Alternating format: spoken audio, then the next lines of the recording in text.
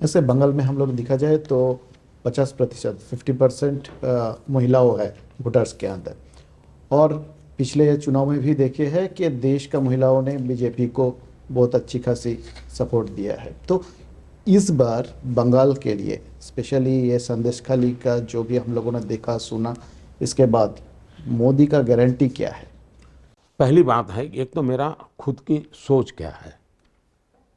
राजनीति छोड़ दीजिए।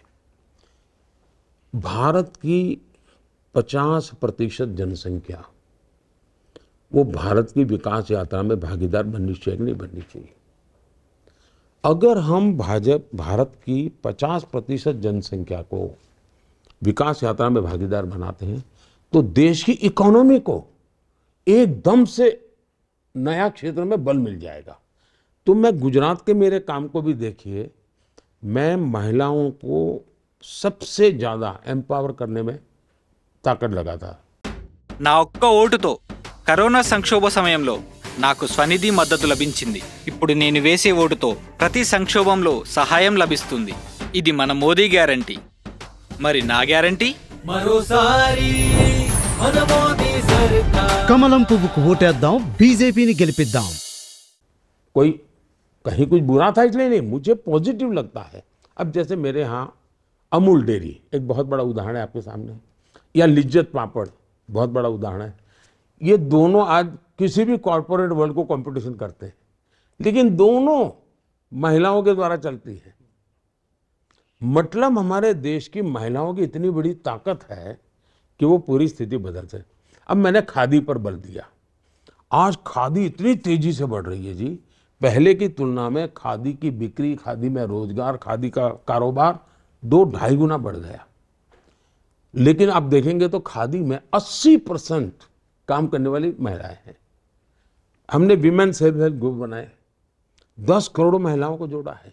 लेकिन अभी तक क्या है, हमने महिलाओं को छोटे मोटे कामों से कर लिया तो वो एम्पावर हो गया। नहीं, मैं उसको एकदम से ब्रेक थ्रू करना चाहता हूँ। इसलिए मैंने अभी ड्रोन दीदी का काम उठाया है। जब गांव के लोग देखेंगे कि ये तो ड्रोन पायलट है, ड्रोन चलाती है, खेती करती है, तो महिलाओं की तरफ देखने का दृष्टिकोण बदल जाएगा। मैं एक साइकोलॉजिकल बैरियर तोड़ना चाहता हूँ। तो एक तो मेरा इन जनरल एक कमिटमेंट है। अब जहाँ तक बंगाल का सवाल है, मैं मानता हूँ कि सुरक्षा एक सबसे बड़ा गंभीर मसला है। जिस प्रकार से संदेशखाली की घटनाएं घटी और जो दबी हुई कोई माता बहन अपने व्यक्तिगत जीवन में बाहर खुलकर कुछ बोलने की हिम्मत नहीं करती है। संदेशखाली में जिस प्रकार से मैं उन माताओं को मिलाता था, आंख में से आंसू निकल आते थे, सुनता था तो दर्द होता था।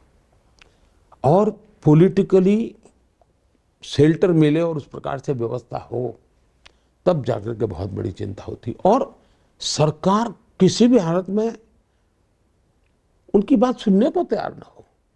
हमने एक बहन बिल्कुल झुग्गी झोपड़ी में रहती, रेखा पात्रा जी करके, उनको हमने टिकट दिया है। साहब देखिए कैसे लोग हैं। मैंने रेखा पात्रा जी को टिकट देने के बाद फ़ोन किया कि मैं मिला था पहले उनको। मैंने कहा दीदी आपके पास पैसे नहीं होंगे तो हम एक काम करेंगे, हम लोगों के पास जाएंगे और लोगों को कहेंगे कि रेखा दीदी के लिए एक वोट तो देना है, लेकिन 1 रुपया देना है। तो मुझे रेखा जी कह रही है, नहीं नहीं साहब, मैं पैसा नहीं मांगूंगी,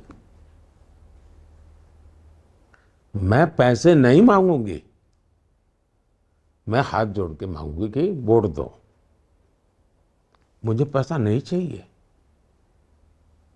साहब जिस बंगाल में ये नारी शक्ति हो, वो बंगाल देश को आगे ले जा सकता है। और इसलिए मैं मानता हूं कि बंगाल में नारी शक्ति, ये नारी के द्वारा उत्पीड़न जो चल रहा है, उसका जवाब भी नारी शक्ति देगी और दिखाएगी कि एक नारी सत्ता पर बैठी है और ये जुल्म हो रहा है, दुख उसका है महिलाओं को। कोई एक सरफरा पुरुष बैठा होता और गड़बड़ होती तो महिलाएं कहती ये तो निकम्मा है, कि एक नारी के रहते होता है तो लोग नहीं सहन करते, और उसके कारण पुरुषों के भी दर्द होता है, पुरुषों को भी दर्द होता है, ये कैसे चल सकता है जी। और उसके कारण बंगाल में मैं समझता हूँ एक बहुत बड़ा परिवर्तन, मैं बिल्कुल एक समय इंतजार करना है, वो कुछ नहीं है जी, सब बना बनाया पड़ा हुआ है जी।